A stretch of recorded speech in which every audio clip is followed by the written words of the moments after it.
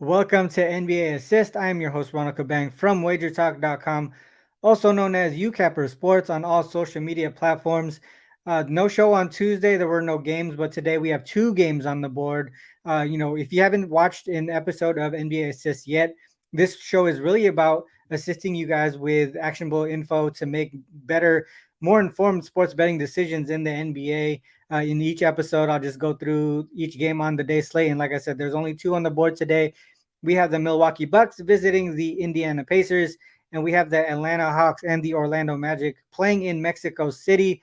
Before we get into those games, though, please do me a favor, hit the like and subscribe button, hit the notification bell as well, so you don't miss future episodes of NBA Assist. Also, if you want to try out a 3 or 7 day all access pass of mine, make sure to utilize the promo code ASSIST50 to get 50% off. It is only for NBA Assist viewers only, and it is a one-time use code as well. So let's get into these games here. I'm looking at the live odds screen page at this point. The Bucks are 3-point favorites. I believe it came down from the 3.5 open. You could probably see a 2.5 at some places. The total is at 243.5. I believe that went up from 230, 243. So these two teams, they're coming off back-to-back games. Both teams played yesterday. The Bucks 5-2 on the season, but have struggled to cover spreads mainly because of their defense. Their defense is giving up almost 120 points per game. Opponents are actually 6-1 to their team total over against the Bucks defense.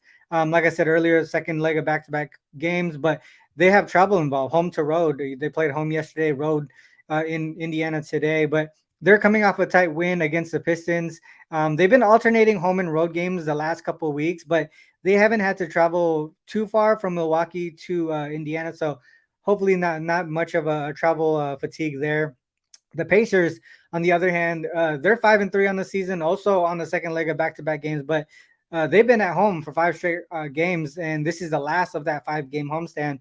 Their scheduling issue is more so that they are playing their fifth game in 7 nights, and with their pace of play, it could definitely be a situation where they could finally get hit with that with the fatigue in this one.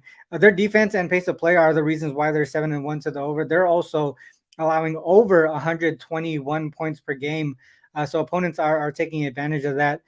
From a roster perspective, Middleton did rest yesterday.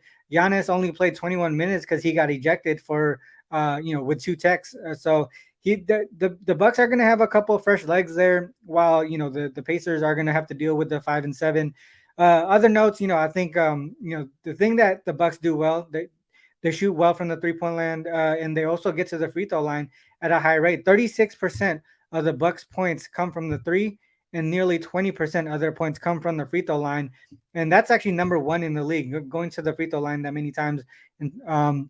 And they shoot a pretty decent percent. I think they're in the middle of the pack as far as free throw percentage. But the Pacers, on the other hand, their defense is 28th in the league in 3-point defense and 28th in the league at sending their opponents to the line. So this is a situation where we can see the Bucks, thrive from the three and also get to the free throw line a lot more this time around as well. So this is a potential matchup nightmare for the Pacers, in my opinion. And because of the scheduling spot and the statistical interactions between the offenses and the defense, I would look towards the Bucks in this one. I would also lean towards the over as well. I know the Bucks, they haven't been covering at a high rate, but this might be the spot that they do it.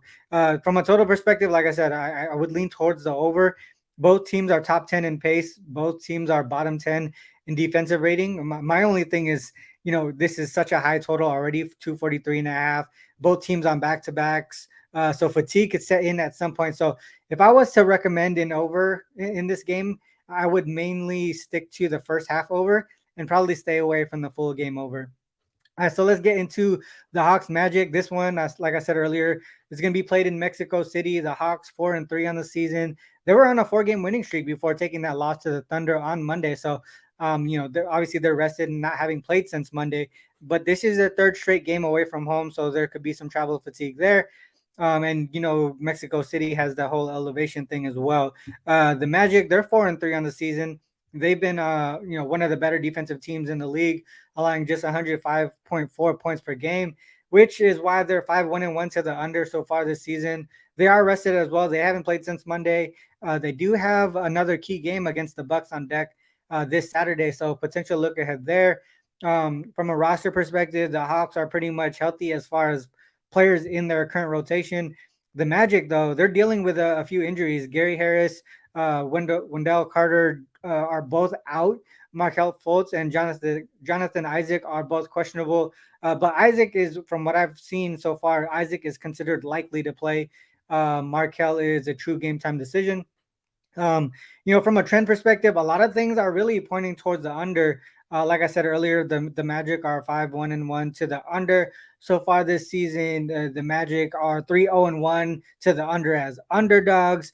The Hawks 3-0 to the over at home, but when they're not at home, 3-0-1 to the under, and the Hawks are 3-1-1 to the under when the total is greater than 230.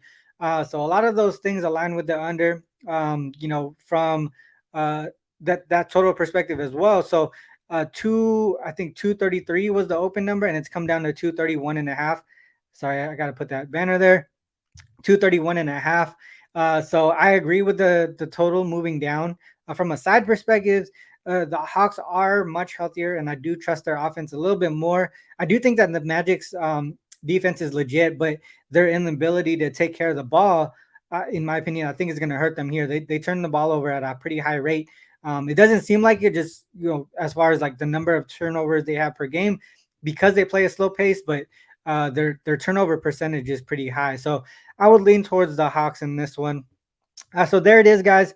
I went through both games today, and let me just yeah, both games today. And again, this show is really meant to assist you guys with your handicapping process, right? So just to review, I'm leaning towards the Bucks minus the 3 and the game to potentially go over 243 and a half, and then the Hawks minus 3.5, that game to go under 231 and a half. If you want to follow my actual premium plays that I actually place my bets on, head over to wagertalk.com, or you can see on the banner down there that's scrolling, wt.buzz/RC. That goes straight to my capper page. I do have 2 plays in the NBA today, one on each game, one game in the NHL, and a top 5% play in the NFL for Thursday night football. All 3 of these sports I'm on the positive side. NBA, I started off really hot. I've been cooling down the last 3 or 4 days or so trying to bounce back there, but still on the positive side on the regular season. In the NHL, close to hitting 60% positive there, and then in the NFL, hitting 60% and also positive there.